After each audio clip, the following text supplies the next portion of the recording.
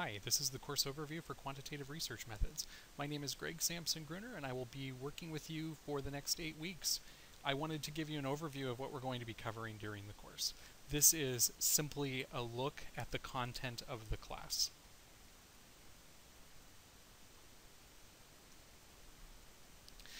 So first of all, this course helps in two ways. We're going to be taking a look at some tools for your dissertation process, and we're also going to be taking a look at some tools for your growth as a consumer of data. This class is really designed to be a broad survey of quantitative methods in educational research. We are not going to be spending a lot of time in the mathematics or the statistical models that are involved. We're going to be looking at the tools that people use, though, to estimate those things and to organize their data and to conduct a quantitative study. But again, the focus really won't be on the math. So this class will be really useful if you're planning on completing a quantitative study. It will also be really useful if you're going to do a mixed method study.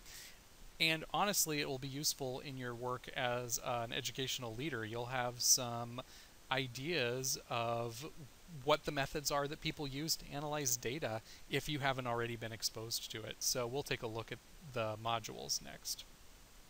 Oh, I guess first we'll talk about course design. There are basically 8 content-based modules with accompanying activities, and you're going to be working within a quantitative analysis work group. Some of these activities will be group-based and some will be individual-based. It kind of depends on the activity, and that will be explained in each of the modules. Module 1 deals with philosophy. We're going to actually think about the philosophy of quantitative inquiry. This is useful for wondering whether you have a worldview that is supportive of measurement, or if you have a worldview that is not supportive of doing the work of measurement. These are things that we're going to talk about, and you're going to be just given an introduction or an opportunity to think about what you believe and how it relates to the content of the course, to how you do your work for your dissertation, and probably also to how you view other people's research.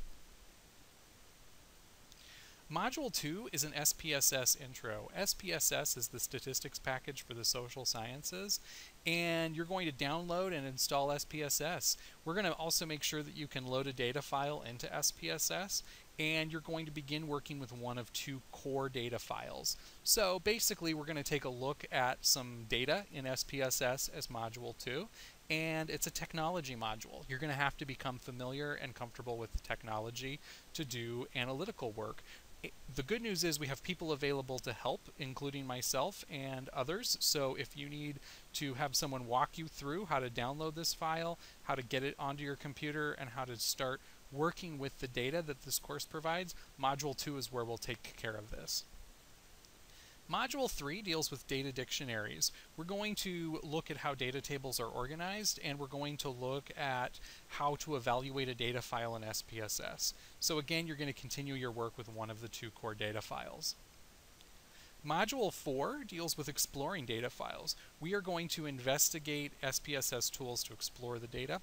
And we're also going to be covering some big concepts in educational measurement during Module 4. So stay tuned. Module 5 deals with factor analysis and instrumentation. So 2 major ideas are introduced during Module 5. The first one is data reduction, and the second one is instrumentation.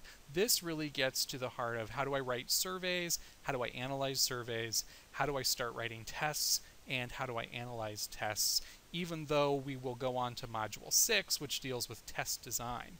Test design is going to focus on how large-scale assessments are statistically validated and how we do the work of scaling in large-scale assessment.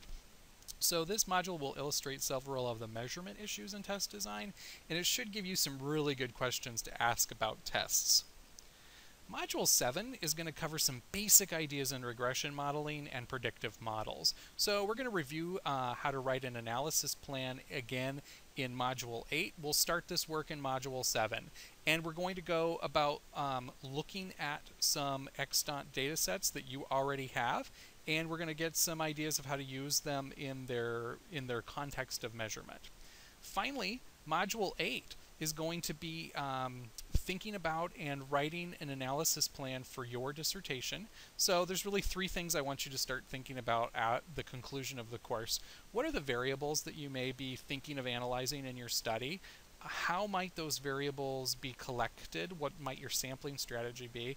And based on all of the things we had a chance to take a cursory look at in the course content of this class, what are some of the methods that you may use or want to start exploring for writing up your dissertation chapter 3 if you are pursuing a mixed methods or a quantitative study?